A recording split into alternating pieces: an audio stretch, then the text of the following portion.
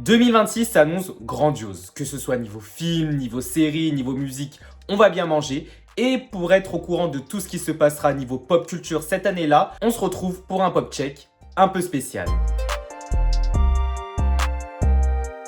Salut toi, c'est Stéphane et tu es bien branché sur Click & Culture. Ici on parle musique, on parle cinéma, on parle mode, on parle pop culture. J'espère que tu vas très bien et que ce début d'année se passe super bien pour toi. Oui, tu l'auras compris, on est enfin en 2026. Oui, si je te dis ça de manière hyper enthousiaste, c'est parce que tout simplement 2026 sera une très grande année pour la pop culture. Il était donc normal pour moi de te faire ce pop check un peu spécial. Pour ce pop check là, on va se concentrer sur mes 5 plus grosses attentes côté cinéma, côté série et côté musique. Pour tout ce qui est concert, événements, on se fera un autre épisode parce que sinon celui-là risque de durer 2 heures. Et avant de commencer, je te propose de t'abonner et d'activer la cloche, mais aussi de me suivre sur mes réseaux sociaux pour plus de contenu pop culture. Alors prêt ? 3, 2, 1, let's go!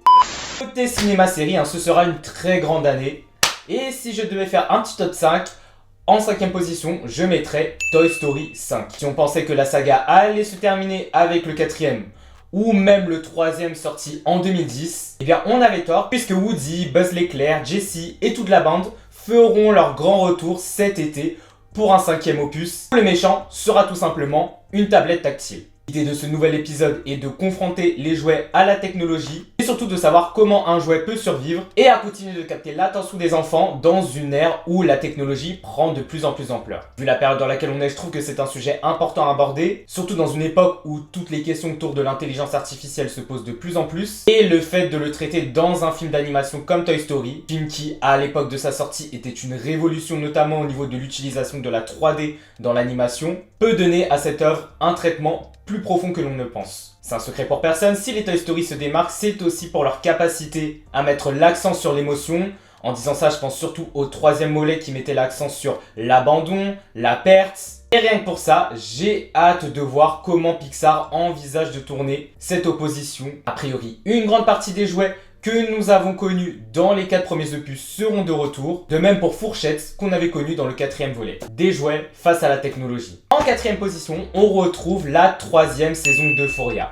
Après 4 ans d'absence, Euphoria est enfin de retour. On se rappelle du succès qu'ont été les 2 premières saisons. La saison 1 par sa mise en scène innovante. La saison 2 qui a continué dans cette direction sous des aspects un peu plus poétiques. C'est-à-dire une saison qui avait cassé encore plus de filtres que la première. Mention spéciale à la scène de course-poursuite avec Zendaya qui était juste magistrale. Parce que si Zendaya avait tout donné lors de la saison 1, dans la saison 2, elle s'est dépassée. Ce n'est pas étonnant qu'elle ait remporté un Emmy Awards à 2 reprises. Et là où cette saison 3 sera intéressante à suivre, c'est qu'on suivra nos héros, donc à savoir Rue Bennett, Cassie, Nate, dans leur vie d'adulte. HBO a dévoilé quelques images. En voir ces images, on peut penser que cette saison prendra beaucoup plus de risques que les 2 premières. On part sur une nouvelle direction artistique. On ressent cet aspect un peu plus road movie, ce qui va dans l'optique vraiment de la série qui est de révolutionner le genre du teen drama. On peut s'attendre à une saison beaucoup plus mature, qui explorera de nouvelles thématiques, mais également une saison où on retrouvera une bonne partie du casting, puisqu'à part Zendaya, Sydney Sweeney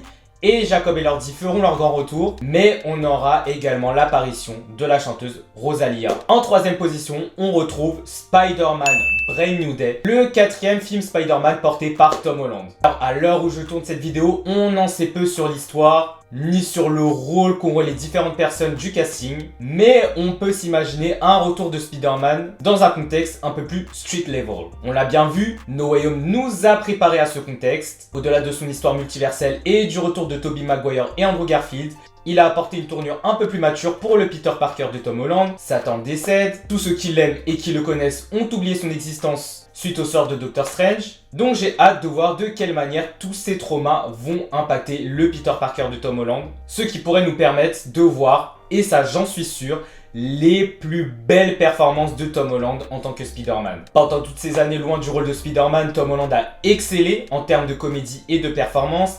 Il s'est illustré au théâtre, il a joué dans la série The Crowded Room où il a délivré une performance magistrale. Je m'attends donc à un jeu beaucoup plus mature et surtout à une performance aussi bien au niveau physique, au niveau émotion, qui va nous bluffer et nous scotcher. Si je parle de performance physique, c'est que tout simplement l'équipe de cascadeurs de Jackie Chan a également travaillé sur le film, ce qui, je suis sûr, va nous donner des séquences d'action d'anthologie. Et rien que pour ça, Spider-Man Brand New Day a tous les atouts pour être à ce jour l'un des meilleurs films Spider-Man que nous ayons jamais vu. La promo était juste une masterclass. J'ai encore en tête tous ces clichés, toutes ces vidéos qu'on a vues. On y retrouve vraiment l'esprit du personnage. Certaines m'ont même ému. Et niveau casting, mis à part le retour de Tom Holland, on aura le retour de Zendaya dans le rôle d'Angie, de Jacob Batalon dans le rôle de Ned. Mais nous aurons aussi quelques nouveaux, comme l'arrivée de Sadie Sink qui joue le rôle de Max dans la série Stranger Things. Puis nous aurons aussi d'autres personnages de l'univers Marvel, comme le Punisher, Bruce Banner aka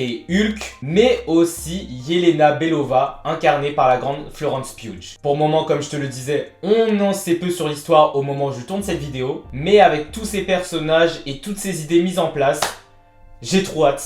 Puisque nous sommes sur un film Marvel, en deuxième position, j'attends énormément un autre film Marvel, à savoir Avengers Doomsday. L'annonce a été faite il y a 2 ans, ce nouvel opus des Avengers mettra en scène le grand Docteur Doom, le Docteur Fatalis en français, grand méchant de l'univers Marvel, et il sera incarné par nul autre que Monsieur Robert Downey Jr., qui a incarné Iron Man jusqu'à Avengers Endgame en 2019. Que ce soit pour cette annonce ou les autres que je vais évoquer, beaucoup crient au fanservice facile, beaucoup accusent Marvel de prendre peu de risques et de surfer sur la nostalgie, mais pour moi, ça reste ok. Étant donné que Docteur Doom est joué par Robert Downey Jr., on peut s'attendre à une liaison de son histoire avec celle d'Iron Man qui pourrait donner un point de vue intéressant concernant les conséquences du dénouement d'Endgame. Si je dis ça, c'est aussi parce qu'un autre personnage fera son retour. Je parle bien sûr de Steve Rogers qui avait pris sa retraite à la fin d'Endgame, donc Steve Rogers incarné par Chris Evans, et selon les rumeurs, il devrait même être à l'origine de l'histoire qui débutera dans ce nouvel opus.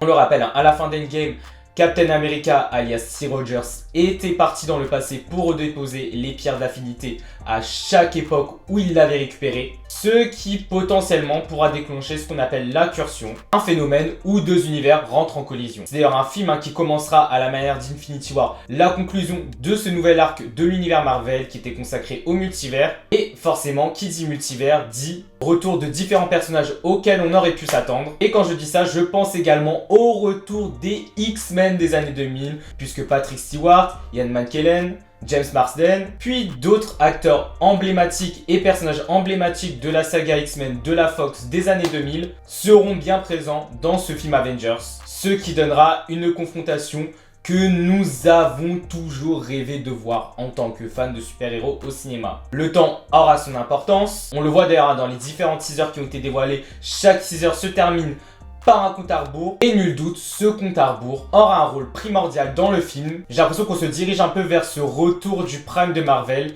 et c'est sûr, cette sortie sera l'événement de l'année. Je ne serais pas étonné qu'ils franchissent la barre du $1 milliard de recettes. De toute façon, à mon avis, les films Marvel vont être un succès cette année. Je vois très bien Spider-Man Brand New Day franchir le $1 milliard de recettes. On parle d'un personnage très apprécié et très attendu. Puis Doomsday, qui est vraiment le rendez-vous incontournable de tous les fans de comics et de l'univers Marvel, a clairement le potentiel d'atteindre les 2 milliards. Avant de vous dévoiler mon top 1, j'aimerais faire quelques mentions honorables, notamment à Dune 3 qui sortira en fin d'année en même temps qu'Avengers. C'est clairement la saga qui a porté la science-fiction au cours des années 2020. Les 2 premiers volets, surtout le deuxième, étaient d'immenses masterclass. Je reste toujours choqué des performances de Timothée Chalamet dans le deuxième opus, mais également des effets spéciaux, des effets sonores, de cette bande son incroyable d'Hans Zimmer. Et au vu de ce qui a été installé, de ce qui a été mis en place et de l'évolution psychologique de Paul Atreides, je m'attends à une conclusion épique pour ce 3e opus. Autre mention spéciale, je pense bien évidemment à Mario Galaxy. Le premier volet sorti en 2023 a su traiter parfaitement l'univers de Mario. On a été immergé, on a rêvé, on a voyagé. Et je m'attends à 2 fois plus de voyages pour ce deuxième volet qui, après Mario Bros pour le premier, sera consacré à Mario Galaxy pour le deuxième. Ma dernière mention honorable va à Marty Suprême, le film tant attendu porté par Timothée Chalamet. La promo était juste grandiose, on voit que Timothée Chalamet s'est éclaté et nous a montré l'étendue de ses talents de comédien au-delà de ce film. Et nul doute, ce film jouera un rôle important pour la suite de sa carrière. En première position, nous retrouvons le retour d'un de mes réalisateurs préférés, Sir Christopher Nolan, pour l'Odyssée donc l'Odyssée, qui sera bien évidemment une adaptation de l'œuvre du même nom, cette œuvre mythique de la mythologie grecque d'Homère, qui succède à l'Iliade et qui raconte les péripéties d'Ulysse, qui rentre de la bataille de Troie pour rejoindre son royaume et qui sur le chemin sera confronté à plusieurs péripéties, dont des rencontres avec des sirènes, des cyclopes. Et là où cette version de Christopher Nolan sera intéressante, c'est que cette version promet d'être une version avec peu d'effets numériques. On est sur un gros tournage, le film a été tourné entre le Sahara oriental et l'Europe. D'ailleurs, j'ai parlé du film sur RFI dans une de mes chroniques dans l'émission Couleur Tropicale, je t'invite à aller l'écouter. Avec tous ces moyens mis en place, notamment le fait que le film a été tourné au format IMAX à l'aide d'une caméra 70 mm, j'ai hâte de voir comment cette œuvre mythologique sera traitée à la manière de Nolan, puisque le fait que peu d'effets spéciaux soient utilisés n'est pas anodin, car c'est clairement la patte Christopher Nolan. Christopher Nolan a toujours été réputé pour utiliser peu d'effets numériques dans ses films. On est clairement sur l'un des plus gros castings de l'année, puisqu'en plus de Matt Damon dans le rôle d'Ulysse, on retrouve Anna Thaouet dans le rôle de Pénélope, Lupita Nyong'o, Charlize Theron, puis notre couple adoré, Tom Holland et Zendaya. Et je vais le répéter encore une fois, Tom, Zendaya, si vous passez par ici, cette année est la vôtre, vous allez tout déchirer, et nous, on est prêt à vous regarder briller une nouvelle fois, voire encore plus que vous ne l'avez brillé auparavant. Si on doit parler du cas de Tom Holland et Zendaya, c'est clairement l'une des années les plus importantes de leur carrière. On les verra dans plusieurs projets, en plus des gros projets. Et nul doute, cette année leur fera passer un nouveau step dans leur carrière. Me concernant, étant un grand fan de ces deux-là, j'ai hâte de voir leur évolution dans cette direction. Maintenant, pour revenir au film, c'est toujours un plaisir de revoir Christopher Nolan. Il nous avait giflé il y a 3 ans avec Oppenheimer. Et nul doute, au vu des premières images, des premiers trailers, l'Odyssée s'annonce comme un film épique et époustouflant. Et on peut déjà le dire, ce film est prêt à décrocher succès et récompense, mais surtout une reconnaissance à part comme étant une œuvre iconique de l'histoire du cinéma. Donc tu l'as vu, 2026 s'annonce iconique pour le cinéma, mais s'annonce tout aussi iconique pour la musique. Alors oui, ce sera les 10 ans de 2016. D'ailleurs, si tu veux que je te fasse une vidéo sur l'année 2016, et pour expliquer à quel point elle était marquante, surtout niveau musique, n'hésite pas à me le dire en commentaire. Et si on en croit la logique, on peut dire que tous les 10 ans, on se retrouve avec une année iconique niveau musical, puisqu'en 2006, on a eu une grosse année, en 2016, on a eu une grosse année, et 2026, ça s'annonce pareil. Et ça commence ce vendredi 9 janvier avec la sortie du nouvel album de Kid Laroi, Before I Forget. Pour être honnête, Kid Laroi, c'est un artiste pour lequel j'ai toujours eu de l'affection. Je le vois un peu comme cette relève de Juice WRLD. On se souvient d'ailleurs lorsqu'il était arrivé, cette vibe un peu néo-mélancolique était dominante dans le rap US. Même après la disparition de tous ces pionniers, de toutes ces icônes, il a su faire perdurer ce genre tout en modernisant son art et surtout tout en l'adaptant à l'ère du temps.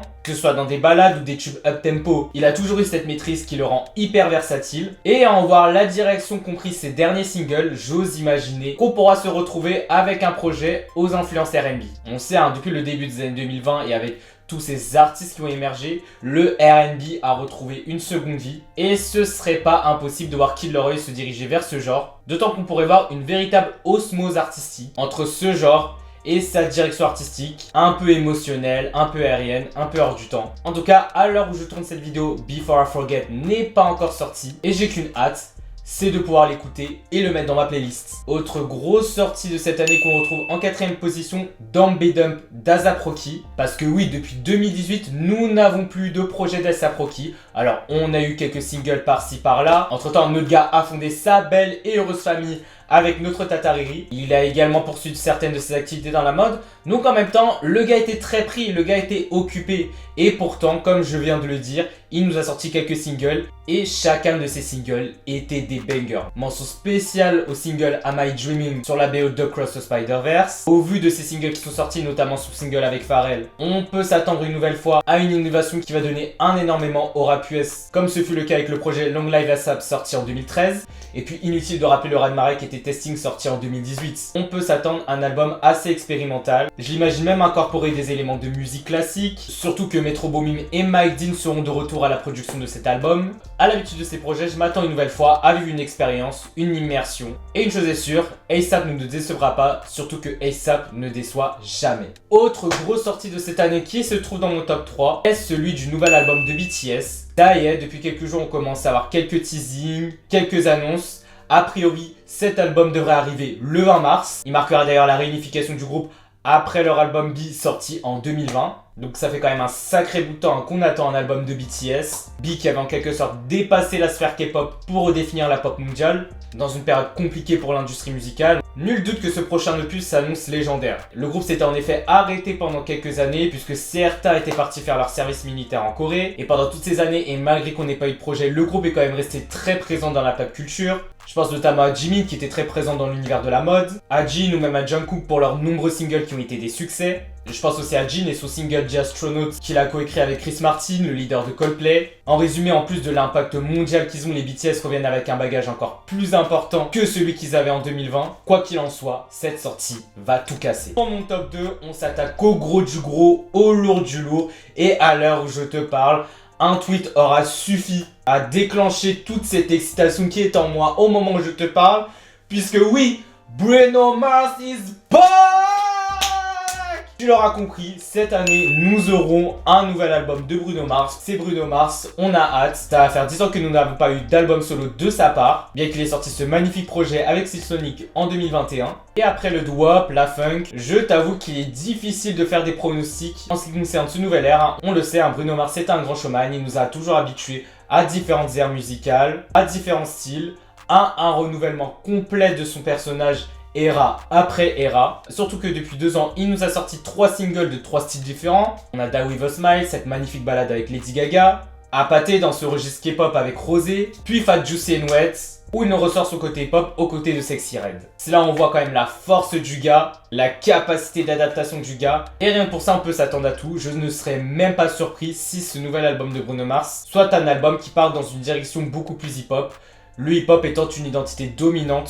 Si on analyse de plus près l'ADN de sa carrière, que ce soit au niveau des feats, ou même au niveau des sonorités, on a toujours retrouvé cet aspect hip-hop chez Bruno Mars. Et s'il s'éloigne de ce côté très rétro, très années 80, dominant sur ses derniers projets, je serais pas surpris qu'il parte dans cette direction-là pour cet album qui, malgré tous les hits qu'il nous a fait durant toutes ces années, sera seulement son 4e album. Avant de passer au top 1, petite mention honorable pour quelques sorties que j'attends cette année, notamment MILS 4 de Nino. Alors comme Kids Leroy, à l'heure où je tourne cette vidéo, le projet n'est pas sorti. Les MILS ont toujours été une saga que j'ai aimé suivre dans la carrière de Nino. C'est une saga qui met énormément le côté rap brut de Nino, mais surtout ses talents d'écriture, sa facette beaucoup plus personnelle. C'est limite une saga qu'on peut suivre comme un film. C'est clairement le fil rouge, le fil conducteur de sa carrière. Chaque MILS symbolise une étape, une montée en puissance. Et sachant qu'on va retrouver un Nino post-Stade de France, puisque Nino a quand même rempli 2 Stades de France l'année dernière. J'ai hâte de voir les thématiques qu'il va aborder. Les albums que je vais évoquer restent des rumeurs, mais a priori, on devrait avoir un nouvel album d'Ariana Grande, mais aussi un nouvel album de Lady Gaga. Au vu des albums que nous ont sortis ces deux queens au cours de ces 2 dernières années, je m'attends à voir une extension de leurs albums, à savoir Eternal Sunshine pour Ariana Grande, mais aussi Mayhem pour Lady Gaga. 2 albums avec un concept solide, mais surtout 2 albums à l'univers à part entière qui, à mon avis, ont la possibilité d'être exploités sur d'autres projets et surtout de différentes manières, sachant que Lady Gaga poursuit sa tournée avec le Mayhem Ball et qu'Ariana Grande s'apprête à attaquer le Eternal Sunshine Tour. En première position, nous retrouvons la reine des reines, notre mère à tous, Miss Beyoncé Giselle Knowles Carter, pour la sortie de l'acte 3. Les années 2020 ont clairement marqué un tournant dans la carrière de notre tata Queen Bee. C'était clairement une renaissance à l'image de son premier projet Renaissance. C'était clairement une renaissance à l'image du nom de l'acte 1 Renaissance. Un acte qui a débuté une trilogie d'albums, une trilogie qui s'est suivie avec Cowboy Carter et qui s'apprête à se poursuivre cette année avec la sortie de l'acte 3. Alors Beyoncé l'avait annoncé, ces 3 projets se suivent.